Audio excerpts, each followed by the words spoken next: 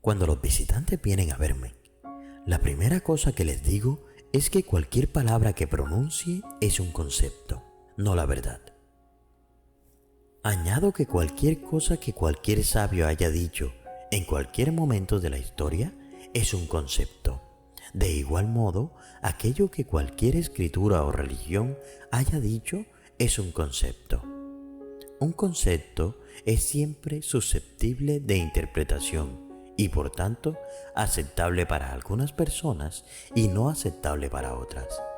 La verdad es aquello que nadie puede negar. Si has llegado hasta aquí, es porque realmente estás interesado en la liberación. Te recuerdo que en el canal tenemos varios videos que pueden ayudarte para alcanzar este propósito. Divulgación, un canal de grandes maestros.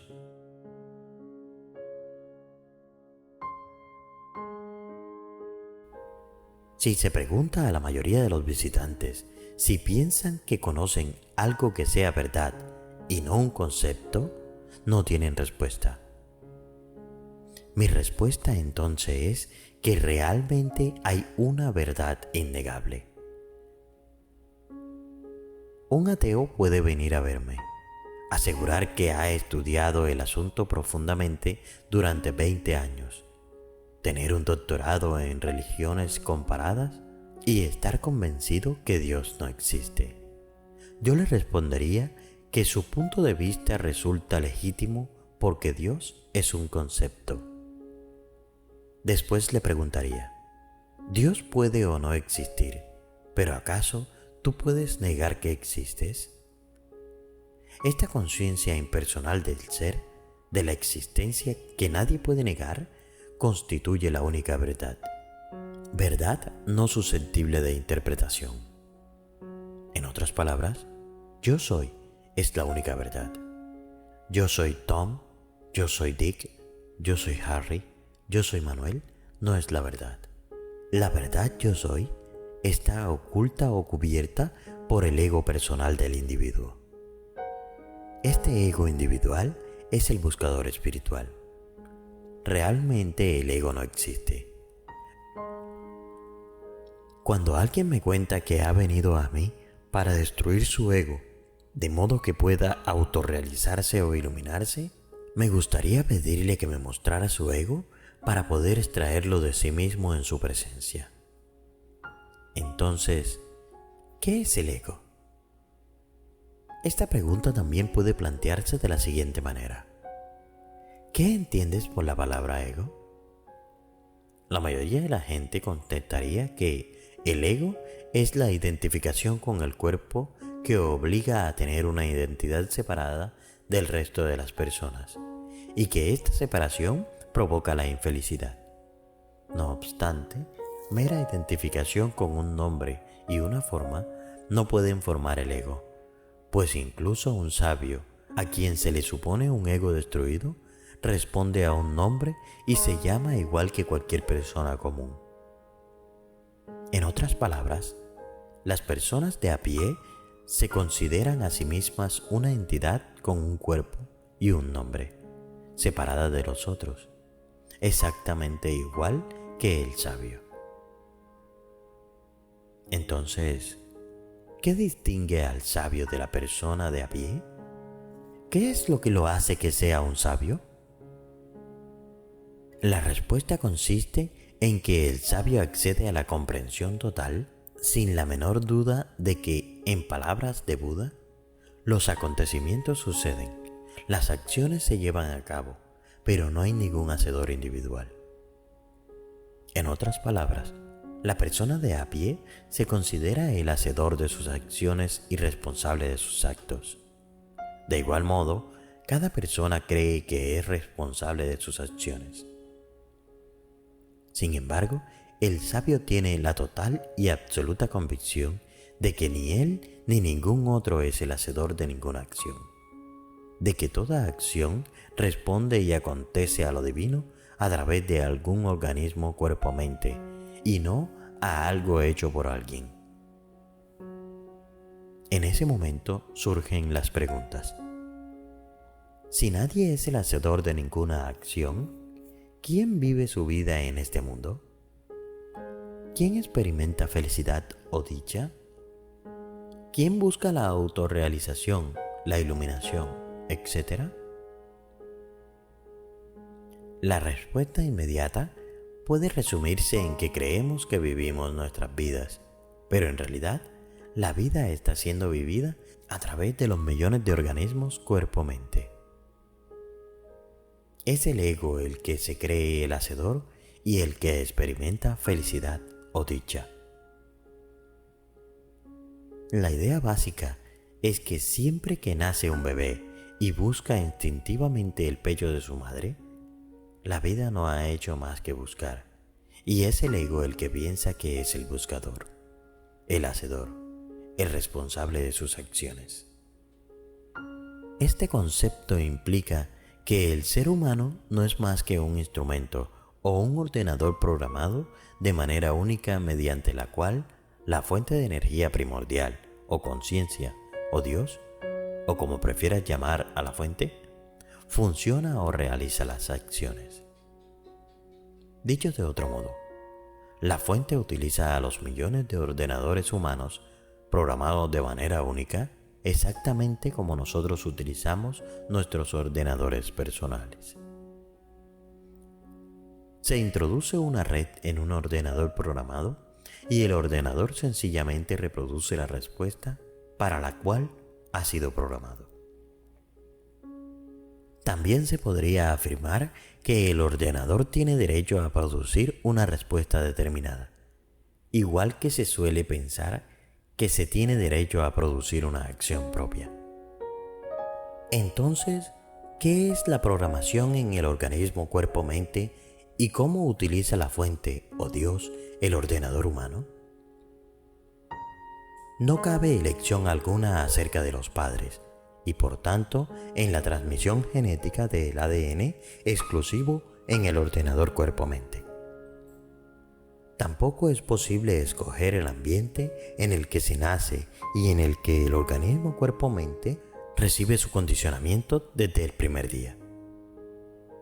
El ADN exclusivo y el condicionamiento del ambiente forman la programación del ordenador cuerpo-mente humano.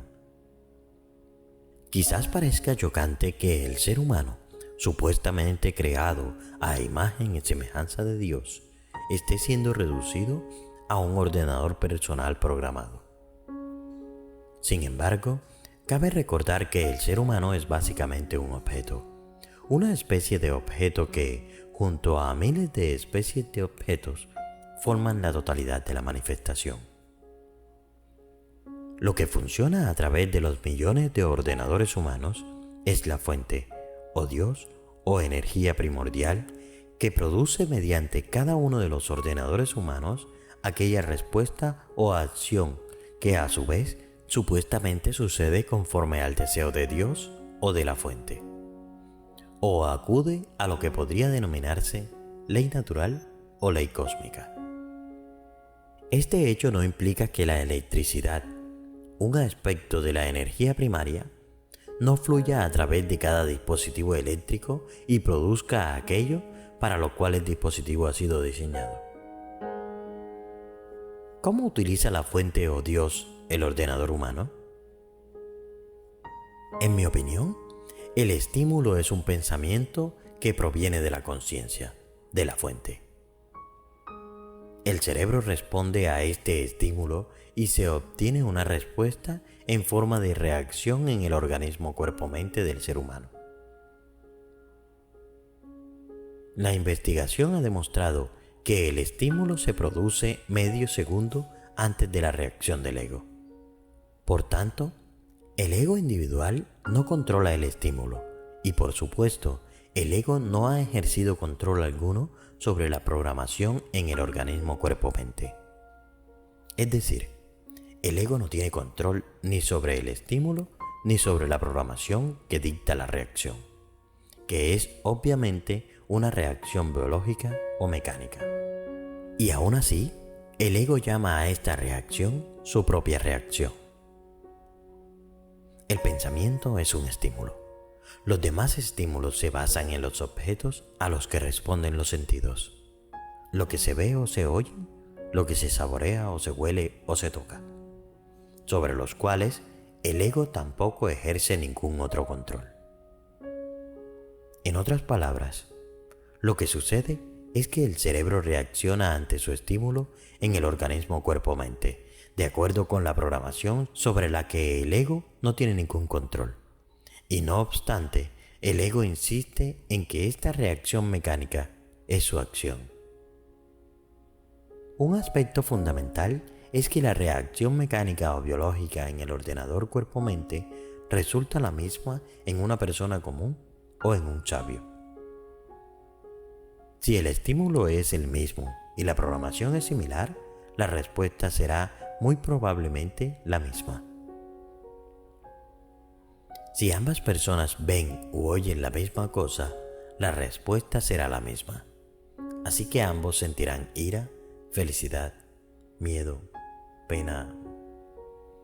Existe una gran confusión al pensar que la autorrealización o iluminación produce una transformación tan profunda que el sabio se convierte en un ser humano perfecto y elimina la rabia, la frustración o el miedo.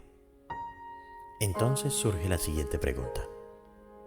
Si la reacción en el ordenador programado del organismo cuerpo-mente es más o menos la misma en un sabio y en un hombre de a pie, ¿cuál es la diferencia entre ambos? La respuesta se encuentra en aquello que sucede tras la reacción inicial. En el caso de la persona común, cuando se produce una reacción negativa y aparece la rabia, el ego invade la situación. En ese caso, el ego piensa, estoy enfadado y no debería estarlo, pues el médico me dijo que si no controlo la rabia, me subirá la tensión y podré padecer de ataques al corazón. Esta es la implicación del ego en el tiempo horizontal, mientras que la reacción en el organismo cuerpo-mente ocurre solo en el momento presente. En el caso del sabio, la rabia surge y el sabio puede acabar gritándole a la persona que la causó.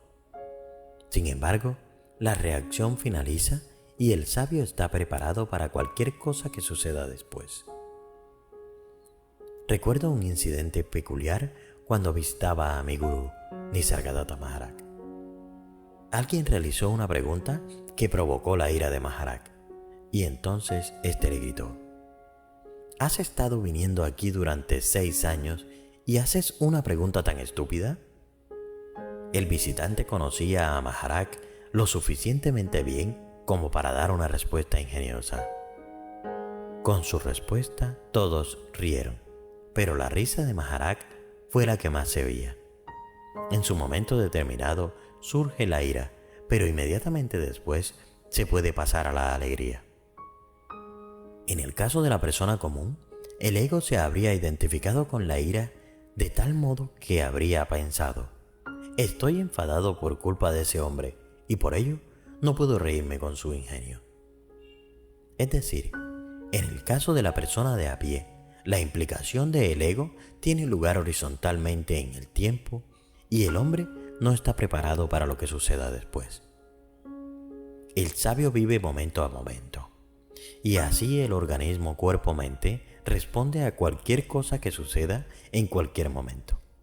En cambio, el ego del ser humano común reacciona según un mandato natural biológico del organismo cuerpo-mente y se implica en el tiempo horizontal y no está preparado para aquello que suceda en cada momento. Por tanto, el ego del hombre común solo es en algunas veces feliz. La mayoría de las veces es infeliz a causa de su implicación en el tiempo horizontal. Si has llegado hasta este punto del video, déjame un comentario con la palabra: pecado y culpa son fantasmas de la mente. Gracias por acompañarme en este día de hoy. Si no estás suscrito, considera hacerlo. Gracias y nos vemos en el silencio.